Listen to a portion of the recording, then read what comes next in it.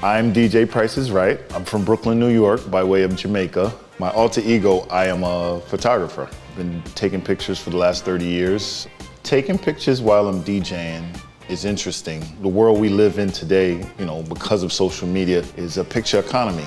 I didn't plan on creating a book. It was what happened with the pandemic that pushed me to take all these images and make sense of them. It's just about being there and being alive in that moment and freezing in time for other generations. Just like Studio 54, the place only lasted 3 years, but there's movies about it, all these things that, got encapsulated in that time. New York and the world in itself is full of characters, and they'll take you back to a time when we weren't just so connected. It wasn't so now. I need a placeholder for people to be able to go, see and touch and feel what New York was going through in these last, 15 months through my camera lens. We are here with the man, the myth, the legend. Yes. Mr. DJ Price is Right. Yes. We're so grateful to have you here. This is our first episode of Summit Quality Goods. Yes, I appreciate you. We had you here last November. Yeah. When you just second book you were launching, right? And we were talking about this, and we knew we wanted to have you on first, so thank you for being patient with us. We also recorded a first segment without any audio, so he's extra patient, so thank you. No worries. TV and but let's talk about this book, The Last Call, because some call it the photo scrapbook. Mm-hmm. You also had another great term for it, which was the nightlife yearbook. I love that. I love that because the photos here. Yeah. Tell us about what sets this book apart from, say, social media, Instagram, other photo books of nightlife in New York. I mean, first off, I started this in 2019, right? It carries right over into when Cuomo shut us down in March. Okay. Like the 22nd or the 26th of 2020. I wanted to tell a story for, the people that really make the clubs what they are, and in my opinion, which are the characters. Yeah.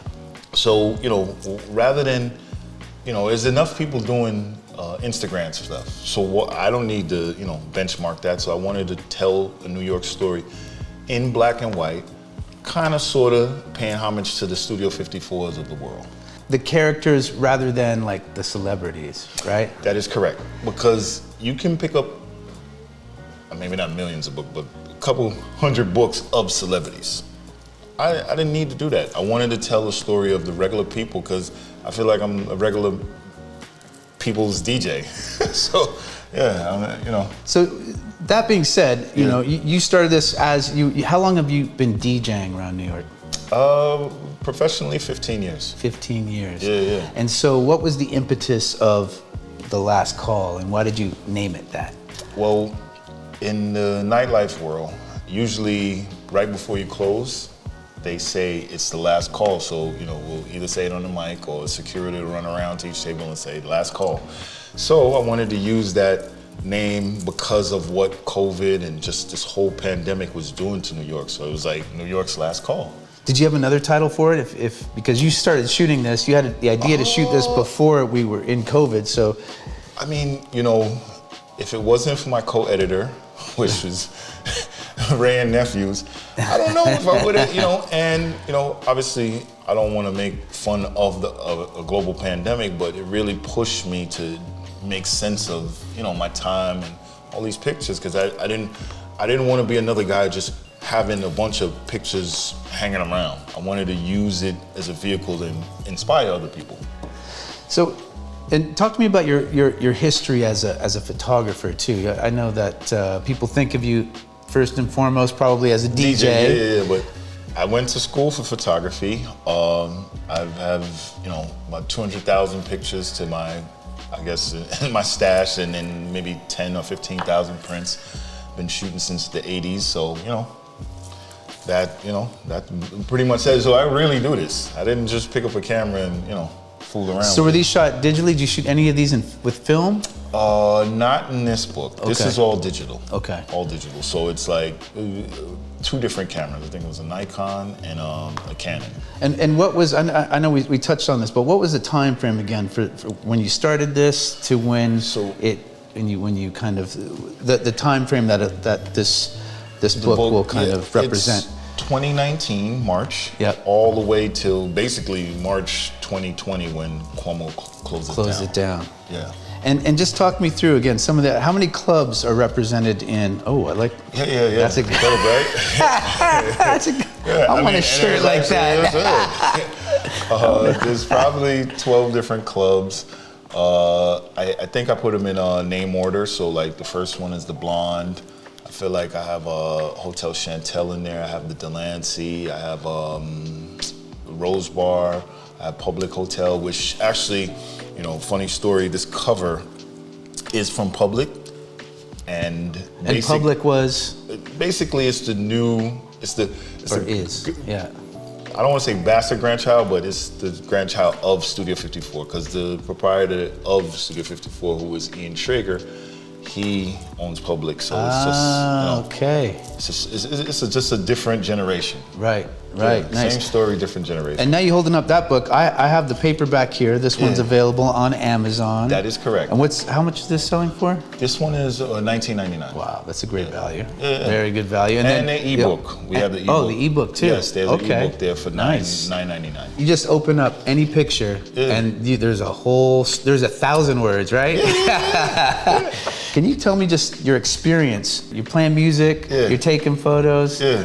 In Jamaica, if you don't have 2 or 3 jobs, you're lazy. So you gotta have about 6 or 7. So my mother would disown me if I couldn't take a couple pictures and DJ. So it was fun because this is pre-pandemic, and people were in a different mood. So that's probably why some of the faces is just lit up, and some of the places just have tons of people. But I wanted to capture that and tell these stories because I feel like with social media now, you just lose touch of what's real. Right. So this is real. I had to really do this and really make it.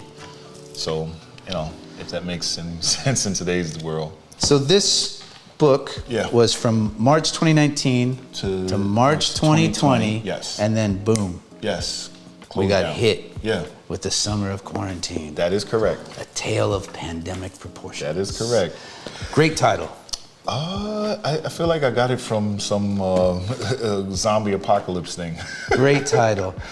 Talk to me about your personal, what was it like for you to go from being a busy DJ, photographer? I know you have more than 2 jobs. Yeah. Other things going on, but from the nightlife perspective, what was it like to make that shift? It's a city that never sleeps. Had to take a nap. Oh man,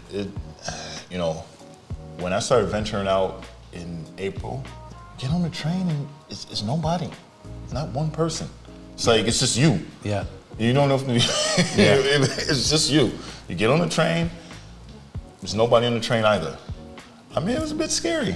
The kind of inspiration for getting out there, did it just pull you out there? It was so much going on in the world with the pandemic and race relations and just I don't know if I keep saying mental health, but it was just a lot going on. Other than the obvious different style of photos, I mean these are all color, right? These ones are all color. Yeah. Just tell me a little bit about how your inspiration, or kind of how did you change did your eye change? Did your style change for these shots? I mean, I actually got a better camera. so yes, switched up cameras. Changed up a little bit. But no, it a lot of it is based Lower Manhattan. Mm-hmm. That's where. And that's for both of the books, correct? That's both of the books. And funny enough, like in the Lower East Side, and don't quote me on this, but like Andy Warhol and Basquiat and all those type of guys and women, they frequented these places. Mm-hmm. So it only made sense. I continue that story. Mm-hmm. So that's why it's based in some of these places, Lower East Side, And it's New York support. I mean, I don't know. It draws all of these creative people, and it's got its own persona itself. And I feel like during that time, last summer especially, walking around New York was almost like visiting a sick friend. That is correct. And I feel like you captured a lot of that here, especially in the beginning of this book. Yes, who were going through it in New York. We definitely were. Did you feel? I mean, what were your emotions or your feelings like when you were out there, there photographing all of this? I'm just trying to tell stories. It's like being in the middle of a fight. This is saying, and I'm gonna shut up after this. Please don't. Never argue with anybody, because the person looking from outside is not gonna know who the fool is. So I don't have an opinion. I was just there to just document it. Whether you for Breonna or you for Floyd or whoever, I have nothing to do with any of that. I'm just a person here documenting. It's like the press, that's why the press, they wear press badges, because they got nothing to do with none of this stuff. Did you ever feel like afraid to be out there documenting? Because it was hot out there. It was, I mean, come on, I'm 6'7", black dude. I mean, I was afraid, because it's pretty terrifying some of the times, because you go, I got a $4,000 camera running around. Right. Anything could happen. This book is out and available on Amazon. That is correct, with the ebook as well. With the ebook. Yes. And they're the same price? This one is a tad bit more. This is $30. Okay. But the ebook is still $9.99. Okay. Let's get Kyle. Yes. He's peppered throughout both of these books. Yes. So it'd be fun to just chat with him and talk to him about his... he's like a family member. He's a nightlife legend, proprietor at a bunch of different places. I've known him since he was promoting. Get Kyle on the line. Yeah. Kyle, you're peppered out through both of these books. Yeah, because they're from late night, and that's when I do my best work. Kyle, give us a little bit of your background here in New York and what you do and how you do it. How I started was like in the late 90s, being a club promoter at some of the bigger venues that everybody knows so well, like the Limelight, Sound Factory. It was all those legendary clubs. And then started working with some of the smaller ones where I was trying to more hone in on more quality crowds. Did that for a dozen years, and I said, you know what, I'm going to leave it if I don't own it myself. So I started one and snowballed it into, there's 14 pieces of the puzzle right now. Barely holding on, but holding on nonetheless. So don't on that. What were some of the things that you did though, last summer? To before the outdoor dining was approved or whatever, did you go rogue a little bit? Did you get out there and make things happen? We tried our best. We did all these batch cocktails to go. So I actually got a kick out of being delivery boy because I knew a lot of the people that were ordering it, and it was just an excuse for me to drive around and hand out booze like I'm Santa Claus. So that was a cool one. And then they let us open up to-go shops out front of our businesses, and that turned into a whole scene. So people would come by and just drink in the streets, and whether it was 100% legal or 50% legal, they wanted us to be at a table but not too close to each other. It was a whole big cat and mouse game, but we popped out on the other side all right. So I guess no harm, no foul. You mentioned that it was kind of fun, and it seems like you can make fun out of anything, but tell us a little bit about just the environment for you personally, and if you guys teamed up on any projects. But my biggest promoter, my biggest friend and fan. But no, I mean, Kamal and I have thrown parties and DJed together for better part of more than 2 decades. But no, just shy of 2 decades. And obviously, his photography is amazing. Always captures the moment, the right people. The real culture. Yeah. These books they cover the area of Basquiat and guys like Andy Warhol and these creative artistic people that you kind of can't keep down here in New York. Right.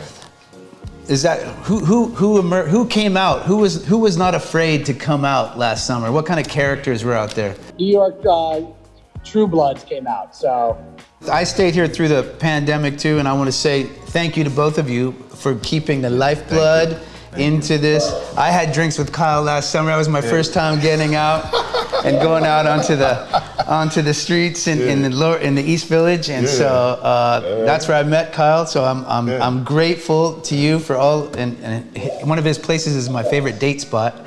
So I'm grateful to Kyle, and thank you so much for coming on with us, man, and chatting with us. No pleasure. Good to see you guys. These books on Amazon. There's each page tells an amazing story, a beautiful story, and beautiful work. And we'll put the link down below. They're available in paperback for both of them, and they're both on they're ebooks as well. They're ebooks on the Kindle and on the paperback.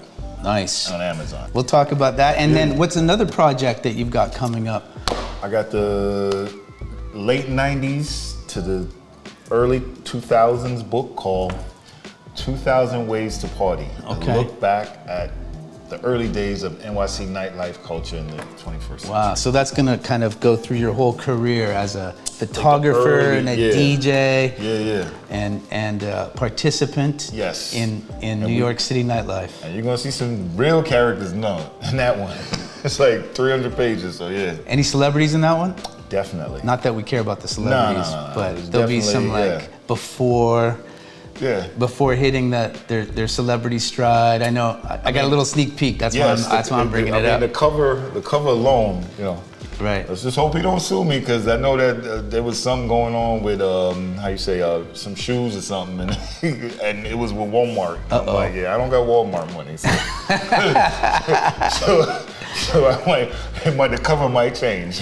Well, my friend, it's a pleasure, man. Pleasure to have you, and we'll get you back. And again, we're gonna get it done. Pick up these books. They're great gifts. Yes. They're great for your coffee table. Yes. And you won't regret it. You get a real sense of what it's like to be in the city. New York City right here in 2 books. Never want to go anywhere else.